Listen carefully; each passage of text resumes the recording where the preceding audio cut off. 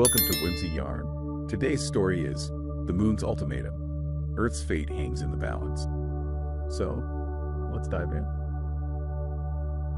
The defense ministers from every nation on Earth had gathered at the United Nations Security Council.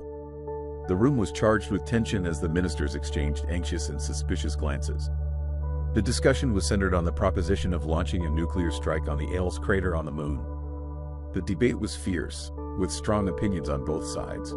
One minister interjected anxiously, "We don't know the full extent of their settlements on the Moon. Ailes Crater might be just one of their outposts. There could be entire cities beneath the Moon's surface. We're risking an all-out war that might not be in our favor." A chilling silence fell over the room, the gravity of the decision weighing heavily on everyone. In those tense moments, worry etched itself onto the faces of the attendees, as if time itself had stopped. Simultaneously, on the Moon, Governor Helios convened with his colony's leaders. The discussion revolved around the similarity between the human spacecraft that had arrived on the Moon and their own technology. Helios tasked Zavos with studying the feasibility of replicating these spacecraft in preparation for a potential attack on Earth. However, Liana's voiced her strong objections to this idea, warning of its dire consequences. "We must be cautious. Humans might possess advanced technology that far exceeds our defense capabilities. From their memories, we've seen that their planet is rich in resources and highly developed. If we attack, it could lead to our extinction." The debate among Helios and his commanders grew heated, with opinions divided on the notion of an assault on Earth. The lunar inhabitants, like their terrestrial counterparts, couldn't reach a clear decision. Their faces reflected their internal conflict, understanding the peril of venturing into the unknown. The stakes were immense, and the potential sacrifices could surpass their endurance, leaving hearts torn between fear and ambition. Months passed with both lunar inhabitants and humans on high alert. The lunar inhabitants used their machines to monitor the far side of the Moon facing Earth, listening for any tremors that might indicate foreign machinery landing on their soil. After months of tension and anxiety on both planets, the lunar inhabitants decided to send 4 capsules to Earth as a final warning to prevent further human expeditions to the Moon. Governor Helios decreed that they would not engage in direct conflict with humans unless they returned to the Moon.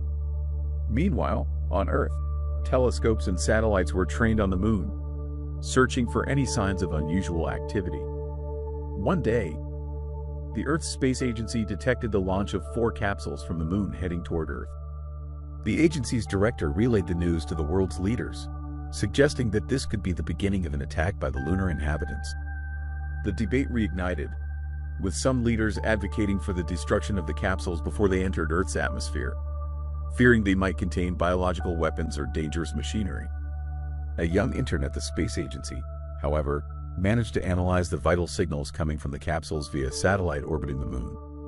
He hypothesized that the capsules contained the 4 astronauts. The signals indicated that each capsule held a living being with biosignatures similar to humans, matching the number of astronauts, and their size suggested they were designed to transport human-sized beings.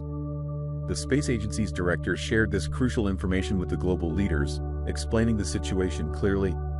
"We can either destroy the capsules, sacrificing the astronauts, or allow them to land and discover their contents. No one can guarantee that any decision we make will be the right one.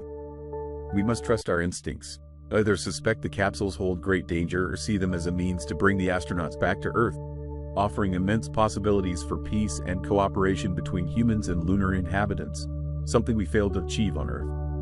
As the capsules neared Earth, hearts pounded with a mix of fear and hope. Suddenly, James experienced a flashback. What a moment when time seemed to stand still.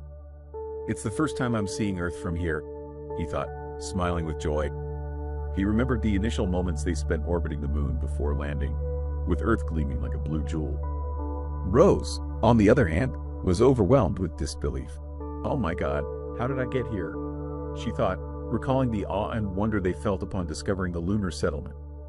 It marked the beginning of their risky and adventurous journey. The capsules drew closer, and the tension among the ministers escalated. One stood up, declaring, "We must make a quick decision. We can't risk the safety of our planet." At that crucial moment, the space agency's director jumped in again, passionately arguing, "If we destroy these capsules without proof of threat, We'll lose a great opportunity to understand the lunar inhabitants and establish communication.